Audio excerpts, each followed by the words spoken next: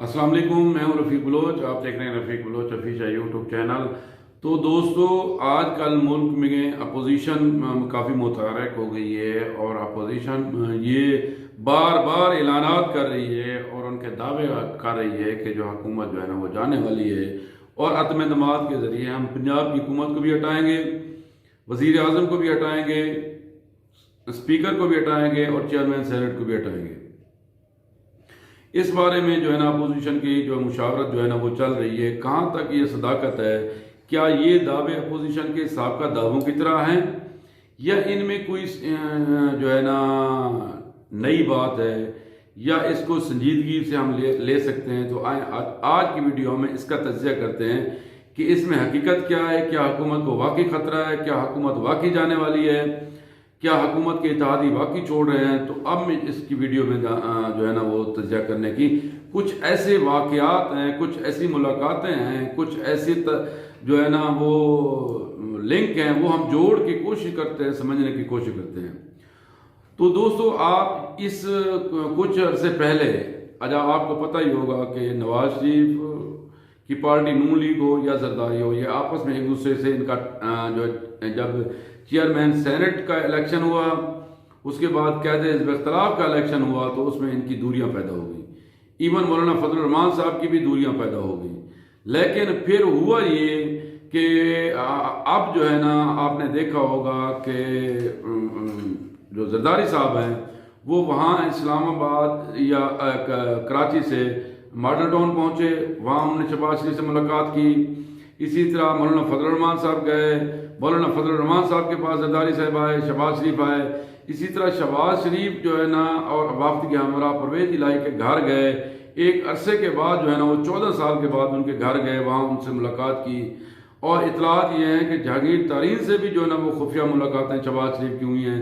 फिर इसी तरह MQM का मॉडल टाउन आना, इनसे मुलाकात करना, शहबाज शरीफ का जो है ना वो जरदारी के घर जाना और फिर कल सबका इकट्ठे होकर मुलाकात करना। तो दोस्तों, ये चीज़ें गैर मामूली तौर पे हो रही हैं, ये आम रूटीन से हट के हो रही हैं। इससे लगता ये है कि अपोजिशन अपनी तैयारियां मुकम्मल कर चुकी है और जो हुकूमत के इत्तेहादी हैं उनके तरफ से आने वाले बयानात, जिसमें वो कभी वो कह रहे हैं जहांगीर तरीन कि हम जो है ना हुकूमत का साथ छोड़ने के बारे में सोच रहे हैं, कभी MQM वाले कहते हैं कि हम जो है ना एक वो किनारे पे खड़े हैं, कहीं भी जा सकते हैं। यानी तो ये कमज़ोर सी बात है। अगर उनके इत्तेहादी उनको छोड़ रहे हैं, अपोजिशन अपनी तैयारियां मुकम्मल कर चुकी है और वो कह रहे हैं कि मार्च अप्रैल बड़ा क्रूशल है, तो यकीनन ये बड़ा आप इसको संजीदा समझें। हुकूमत चाहे कुछ भी कहे, हालात ऐसे लग रहे हैं कि ये मार्च अप्रैल हुकूमत के लिए मुश्किल होगा। अगर ये मार्च निकाल जाती है हुकूमत तो फिर तो मुमकिन है कि हुकूमत बच जाए। अगर ये मार्च नहीं निकाल पाते और ये अगले चंद दिन ये वाजे भी कर देंगे तो फिर हुकूमत बचाना, इमरान खान के लिए हुकूमत बचाना मुश्किल हो जाएगा।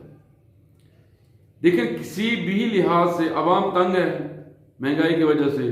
अब ये इतलात ये आ रही हैं कि यकम को पेट्रोल और बढ़ रहा है। इसी तरह अब जो पैका ऑर्डिनेंस आया है इसकी वजह से सहाफ़ी नाराज हैं, वकला सारे नाराज हैं, तो कोई सिविल सोसाइटी नाराज हैं। अब कोई ऐसा तबका नहीं जो हुकूमत पे खुश हो। अपोजिशन तो पहले नाराज थी। अपोजिशन ने अब एक ही नुक्ते पे जो है इतफाक कर लिया है कि इमरान खान से जान छुड़ानी है।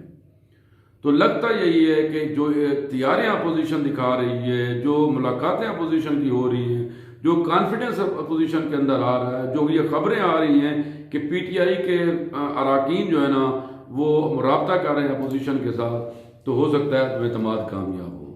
अब सोच विचार इस बात के ऊपर है कि वज़ीर आज़म कौन बनेगा। तो कहते यही हैं कि जो है ना वज़ीर आज़म का उम्मीदवार, स्ट्रांग उम्मीदवार शहबाज शरीफ है। चेयरमैन सेनेट का जो है ना वो यूसुफ रज़ा गिलानी है। स्पीकर की हद तक वो कहते हैं कि अयाज सादिक है। और वज़ीर आला पंजाब की हद तक जो बातचीत चल रही है, पीपल्स पार्टी और फजलुर रहमान कहते हैं कि परवेज इलाही को बना दिया जाए।